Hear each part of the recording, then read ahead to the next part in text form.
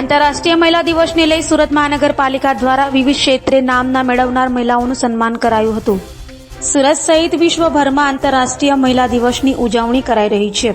8મી March આંતરરાષ્ટ્રીય મહિલા દિવસને લઈ સુરત મહાનગરપાલિકા દ્વારા પણ દર વર્ષની જેમ આ વર્ષે પણ વિવિધ ક્ષેત્રે નામના મેળવનાર મહિલાઓનું સન્માન કરાયું હતું, જેમાં કોર્પોરેટર, ડોક્ટર, નર્સ, પત્રકાર, ઉદ્યોગ જગત સાથે જોડાયેલી મહિલાઓ સહિતનાઓનું સન્માન કરાયું હતું. પુરુષ પ્રધાન હોય છે,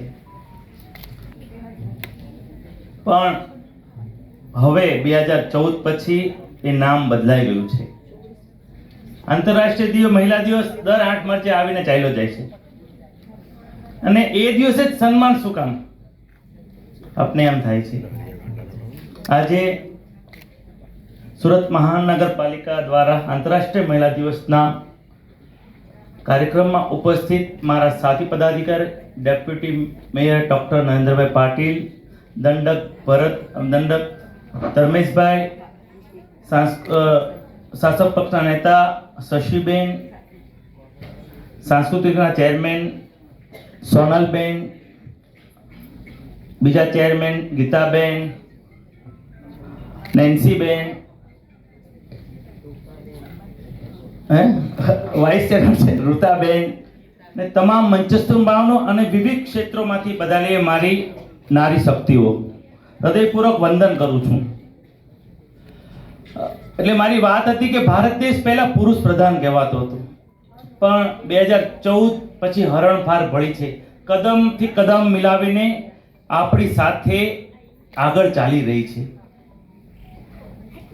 કહેવાય છે ને કે મોતના ખોળામાં જજુમીને પછી જન્મ આપે છે બાળકનો. એટલે જ્યારે કંઈ બલિદાન આપવાનું હોય ત્યારે ક્યારેક બેટી બનીને, ક્યારેક પત્ની બનીને, ક્યારેક માતા બનીને અનેકવાર બલિદાન આપતા આપણે જોયા છે. પણ આદરણીય નરેન્દ્રભાઈ મોદીએ જ્યારે દેશનું સુકાન સંભાળ્યું, 2014 પછીનું આપને વાત કરું, પહેલું તો ગ્રામીણ વિસ્તારની વાત કરું કે એ નાના હતા ત્યારે મમ્મીને જોતા હતા, એના મમ્મીને રાંધતા જોયા છે. અને આ બધું આપણે પણ જોયું છે કે આપણા ગામમાં જ્યારે આપીએ, આપણે લાકડાથી ચૂલામાં આપણા બા હશે એ રાંધતા હતા, એ જોતા હતા. કોઈ દેશની કોઈ મહિલા વડાપ્રધાન નરેન્દ્રભાઈ મોદીને કહેવા નથી ગઈ કે આમાંથી અમને મુક્ત કરો, અમારા ફેફસા ચાલ્યા જાય છે, અમારી આંખ ચાલી જાય છે. પણ મને કહેતા ગર્વ થાય છે કે મોદી સાહેબે કીધું, જે અમીર લોક છે કે તમારી પાસે જે ઉજ્જવલા કનેક્શન છે તેને તમે તમારી સબસિડી છોડો. દેશના 2.5 કરોડ લોકોએ સબસિડી છોડી, એની સામે 11 કરોડ ઘરમાં ઉજ્જવલા કનેક્શન લાગ્યા આખા દેશમાં. એટલે ફેફસાથી પણ મુક્ત થઈ મહિલા, એને આંખથી પ્રોબ્લેમ હતી એને મુક્ત થઈ.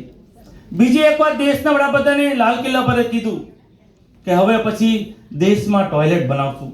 બીજા બધા કન્ટ્રીના, 2014 ની વાત કરું છું, બીજા બધા કન્ટ્રી કે આ મોદી સાહેબ શું બોલી રહ્યા, ત્યારે એમ કહેતા હતા ત્યાંના પેપરમાં કે ટોયલેટની વાત કરે છે. દેશના વડાપ્રધાન 70 વર્ષ પછી દેશના વડાપ્રધાન લાલજી કિલ્લા પછી ટોયલેટની વાત કરે છે.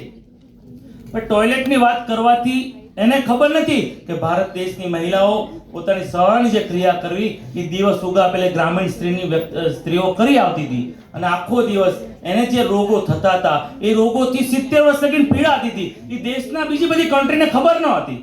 પણ આપને ગર્વ થાય કે 22 કરોડ જેટલા ટોયલેટો જનભાગીરથી બનાવ્યા. એમાં ડાયરેક્ટ કોઈ સન્માન કર્યું હોય તો મહિલાઓનું સન્માન કર્યું છે.